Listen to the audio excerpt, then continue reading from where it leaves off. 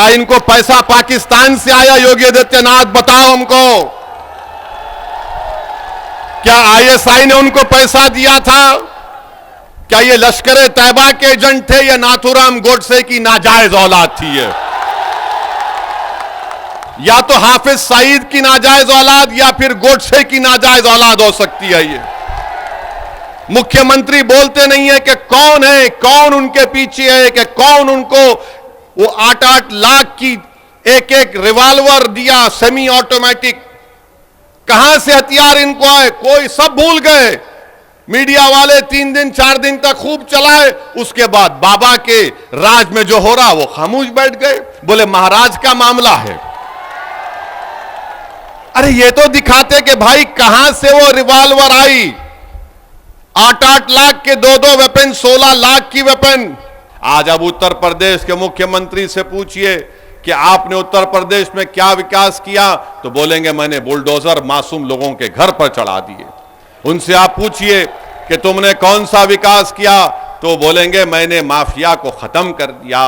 अरे माफिया को कहां खत्म हो रहा है? अरे ये तो बताओ कि आपके बीजेपी में कितने ऐसे माफिया नेता बैठे हैं, उन पर फूल बरसाए जा रहे हैं, उनको आप अपनी सत्ता में रहकर अपनी छत्र छाया में उनकी हिफाजत कर रहे हैं, और जो कोर्ट से मुल्जिम करार दिया जाता, जिसके हाथ में जंजीरें होती हैं, तो पुलिस की मौजूदगी में उनको लोग आकर उनके सर पर गोलियां चलाकर उनकी हत्या करके चली जाती हैं, और मुख्यमंत्री बोलते हैं कि मैंने माफिया को मार दिया। मुख्यमंत्री आपकी पुलिस है, उत्तर प्रदेश की पुलिस की कस्टडी में 2 प्रिजनर्स हैं, और उनको आकर सर पर गोलियां मारकर, और मारने वाले पूरी तैयारी के साथ आए थे, मारकर हथियार फेंककर पुकारते हैं सरेंडर सरेंडर, और जेएसआर का नारा। मैं उन पुलिस वालों से मेरा एक सवाल है, अगर वो जेएसआर का नारा नहीं लगाते और तकबीर बोलते तो निकाल कर उनको वहीं बूंद देते थे। ये कौन सा आपका इंसाफ है, बताओ आप? और मुख्यमंत्री बोलते गोली का जवाब गोली से देंगे, तो वहां पर क्या हो रहा था? गोली का जवाब जबान से भी नहीं दे पा रहे थे। आपकी कस्टडी में किसी की हत्या हो जाती है, छोड़ दिए थोड़ी देर के लिए, उन मुल्जिमिन का नाम अतीक और अशरफ था, मगर आपकी कस्टडी में थे, आपने उनको नहीं बचा पाए, और आप बड़े बड़े बुलंद बांग दावे कर रहे हैं हम ऐसा कर देंगे।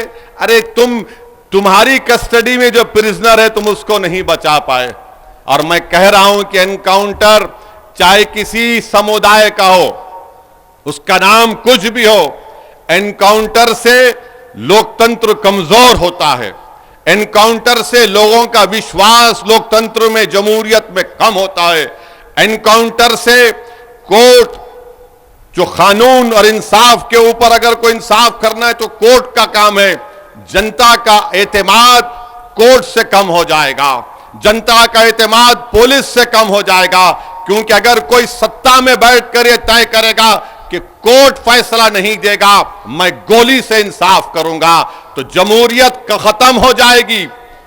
लोकतंत्र को अगर मजबूत करना है तो गोली से नहीं, कोर्ट से इंसाफ करना चाहिए। आखिर वो कौन लोग हैं? मैं फिर से पूछ रहा हूं उत्तर प्रदेश के मुख्यमंत्री से कि जिन लोगों ने इलाहाबाद की सरजमीन पर उन दोनों को गोली मारी, आखिर वो कौन लोग हैं कि उनके एक जो जिसने गोली मारी उसके घर पर झोपड़ी में रहती है उसकी मां, आखिर कैसे उसके पास 8-8 लाख के 2 वेपन आए 16 लाख के? क्या इनको पैसा पाकिस्तान से आया? योगी आदित्यनाथ बताओ हमको। क्या आईएसआई ने उनको पैसा दिया था? क्या ये लश्कर तैयबा के एजेंट थे या नाथूराम गोडसे की नाजायज औलाद थी ये?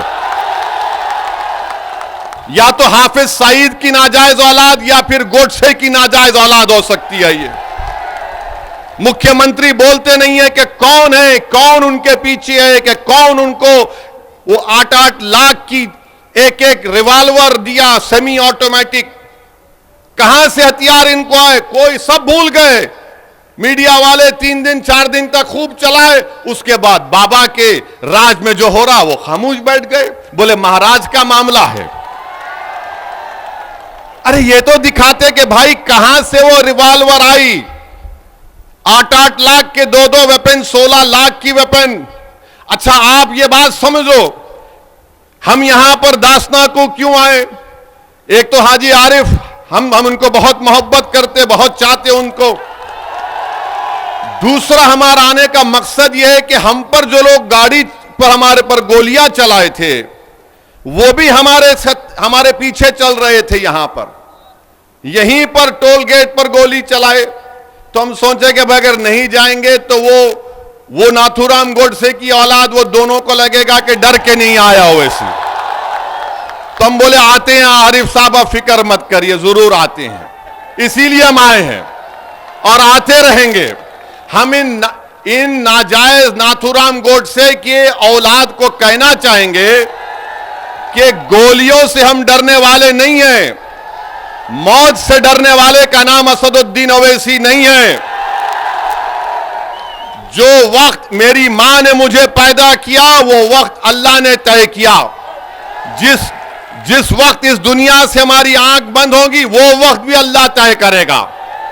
और अगर अल्लाह हमारी जिंदगी में शहादत लिखा है तो अल्लाह का लाख लाख शुक्र कि हम मौत अगर जिंदगी में आ जाए और शहीद बन के जाएंगे तो इससे बढ़ के इनाम इस गुनाहगार को क्या मिल सकता है। मगर तुम्हारी गोलियां, तुम्हारी ताकत, तुम्हारा जुल्म हमारी आवाज को दबा नहीं सकेगा। हम जालिम को जालिम बोलेंगे और तुम्हारी गोलियों का जवाब हम सीना तान कर मुकाबला करेंगे, मगर अपने सरों को नहीं झुकाएंगे।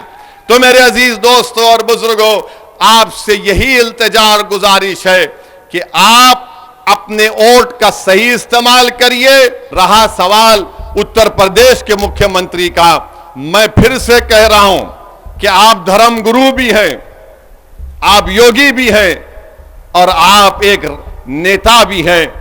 क्या आपको यह जेब देता था कि असेंबली में खड़े होकर आप बोलते कि हम मिट्टी में मिला देंगे?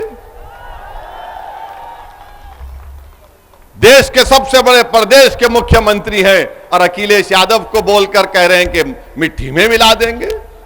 हां, अगर आप बोलते अखिलेश यादव तुम्हारी पार्टी को मिट्टी में मिला दूंगा तो हम भी बोलते आमीन।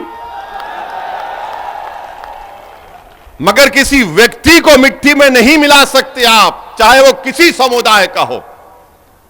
जो ऊंचे पद पर बैठता है उसकी जबान से इस तरह के अल्फाज निकलना, और ऊपर से उत्तर प्रदेश के मुख्यमंत्री और उनके अतराफ के दोस्त और खास तौर से उनका जो समुदाय है वो कहता है कि 2029 में बाबा दिल्ली जा रहे हैं। तो भाई ख्वाब देखने में कोई बुराई नहीं है, आप ख्वाब देखिए, मगर अगर आप ये देख रहे हैं कि दिल्ली जाऊंगा तो फिर इस तरह के अल्फाज अगर आप इस्तेमाल करेंगे तो जिंदगी भर वो वीडियो लोग दिखाते रहेंगे कि वो शख्स है जिसने विधानसभा में खड़े होकर इस तरह की वाहियात बात की थी।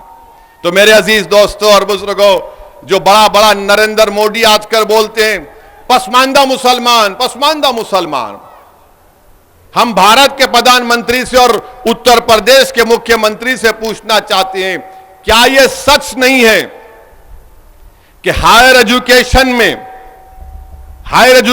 में सबसे कम अगर कोई है तो मुसलमान है, सबसे कम मुसलमान है। और नरेंद्र मोदी और बीजेपी आरएसएस रोज बाजा बजाती पसमानदा मुसलमान, पसमानदा मुसलमान। अरे तुम बाजा बजा रहे तो कुछ तो करो।